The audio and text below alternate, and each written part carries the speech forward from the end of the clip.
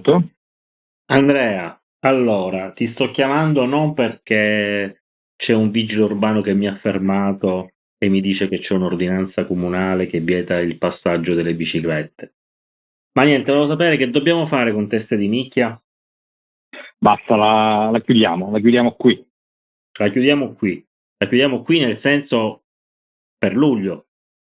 Per luglio, sì, la seconda la chiudiamo qui.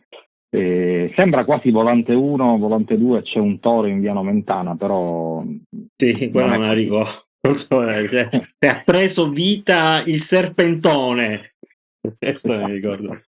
No, non lo so, ma io generalmente ti chiamo perché c'ho sempre qualche problema. Infatti, sul trasporto pubblico io comunque qualche puntata la vorrei fare. Più che altro ti chiamo per sfogarmi con te, perché se avessi il numero di quelli dell'Almat sarei come Liam Neeson nel film Io ti troverò. Non so se hai presente, possiedo delle capacità molto particolari che ho acquisito, conosco Andrea Borruso e ve lo mando. Questo mi hai da dire, quindi claro. Però che puntata su questa la vorrei fare, onestamente. Sì, sì, allora io in generale devo dirti che sono veramente contento di essere arrivato qui. Mi sembra questa telefonata una puntata di festa, nel senso che la prima stagione è stata sicuramente bellissima, abbiamo iniziato, sperimentato, ci siamo divertiti.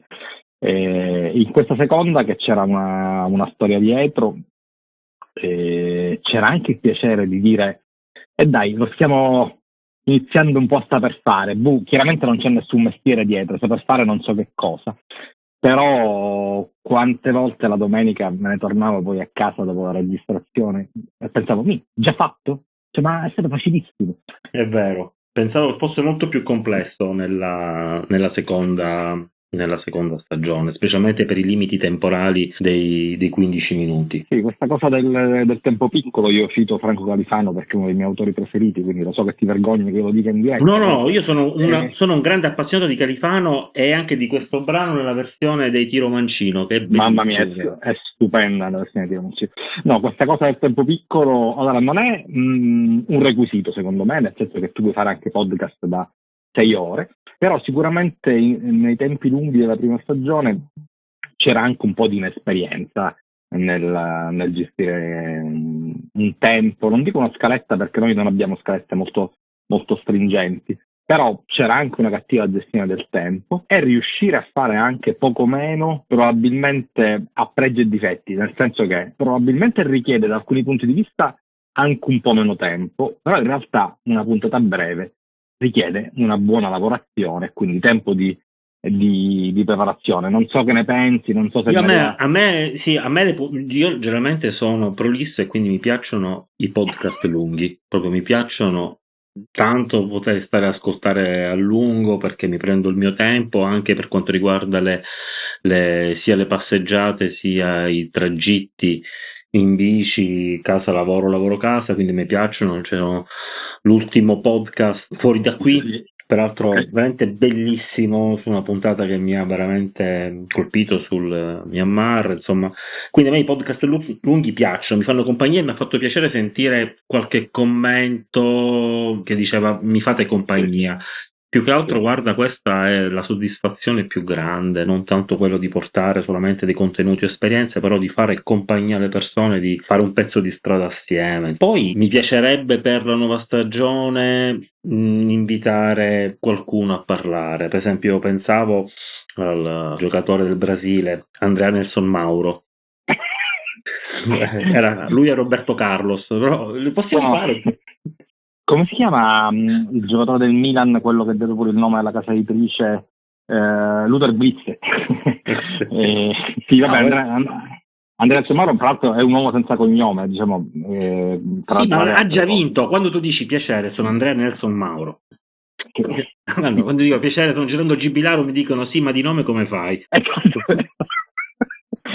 No, a me purtroppo sbagliano qualche Sì, doppia vabbè, o Borusso, non lo so dire sbagliato, ma mi no, capita. vabbè, ma A te ti conoscono, specialmente il direttore generale ti conosce, perfettamente, ormai sei un nome all'interno della pubblica amministrazione. Sai come si fa ai bambini, dici guarda che se fai il monello nel piano nazionale anticorruzione viene citato, guarda se fate così lo diciamo Andrea Borruso.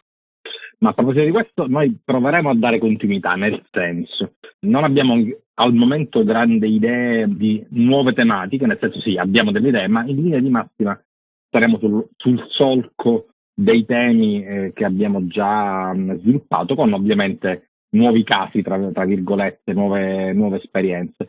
Però un po' di continuità vogliamo darla perché, per esempio, per il tema dell'amministrazione di sostegno, che per tanti motivi per me è un fatto ovviamente molto personale, però devo dire anche dei riscontri avuti con le persone con cui ho parlato, una delle puntate che è piaciuta di più della prima stagione, Gerlando ha avuto una bella idea, nel senso, credo che l'avessimo accennato in puntata, è un fenomeno veramente un po' di nicchia, ma quanto di nicchia? Forse non così tanto, ma che impatto c'ha, che numeri ci sono, e allora hai voluto fare una richiesta. Sì, ora di vediamo, ma accesso. questo attiene anche a un fenomeno molto più largo, cioè all'impatto del tribunale con la società civile. Insomma, io sono molto scoraggiato per ora per l'esperienza dei tribunali, che vedo implementata una giustizia privata che a me non convince, mentre credo che invece debba essere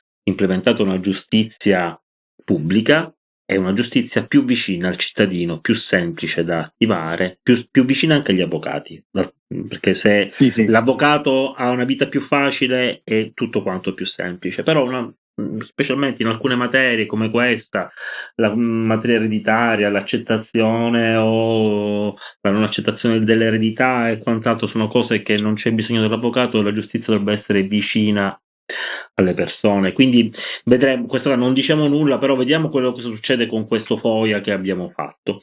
Poi ci sono anche tante altre cose, mi piacerebbe parlare anche della mobilità non solamente quella delle biciclette. Tu ti stai adoperando.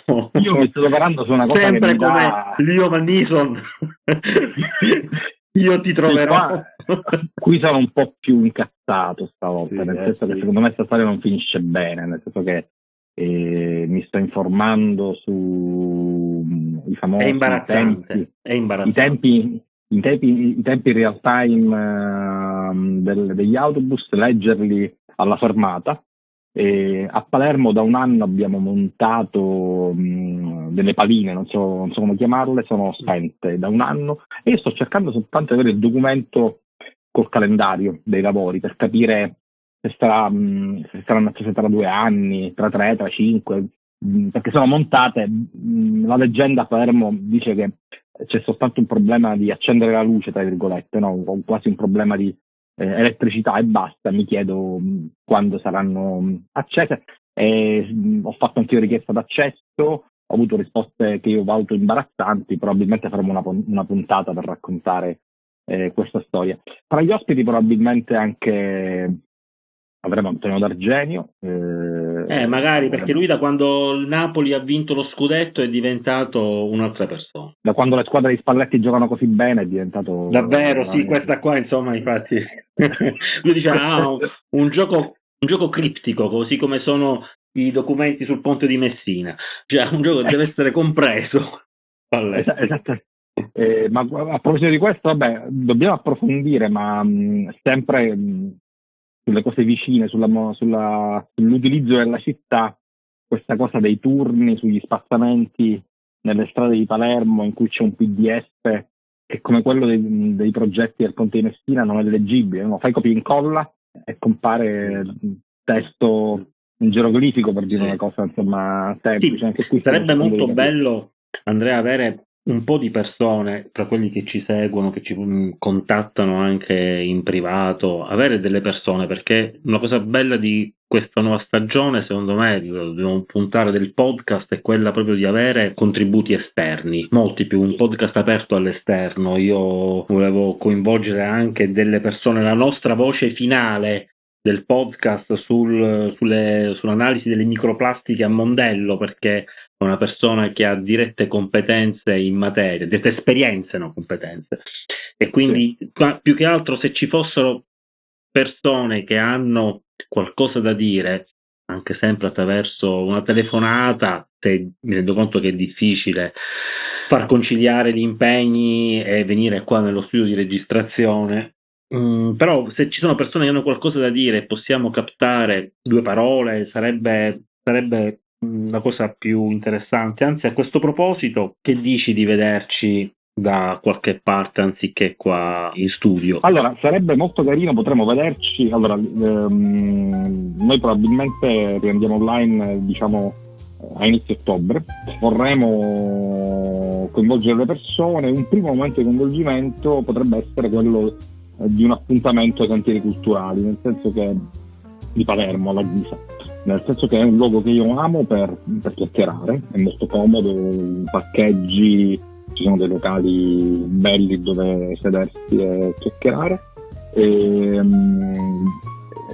Vorrei con te dedicare un pomeriggio, una mattina, decidiamo, insomma, un paio d'ore almeno a fare una scaletta di puntate, e potremo ai nostri 47 abbonati solo gli abbonati, solo gli abbonati, gli altri non possono. Gli altri no, non li facciamo facciamo uscire un post in questo senso, così facciamo uscire un post che arriva per email a tutti gli iscritti. Sarà probabilmente a luglio, che c'è fresco a Palermo, ma credo che nel posto a cui sto pensando c'è comunque l'aria condizionata, quindi noi annunceremo queste paio d'ore in cui andremo a chiacchierare della stagione prossima con un messaggio, e se vieni ai cantieri culturali sei una testa di nicchia.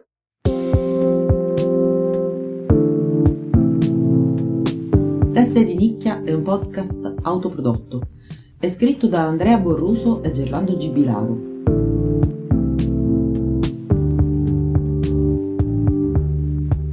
La cura editoriale, la supervisione e il producer sono assenti. In redazione non c'è nessuno. La post-produzione ed il montaggio non sappiamo cosa significhino. Le musiche sono di Strasburgo Series. Le fonti dei contributi audio sono indicati nella sinossi.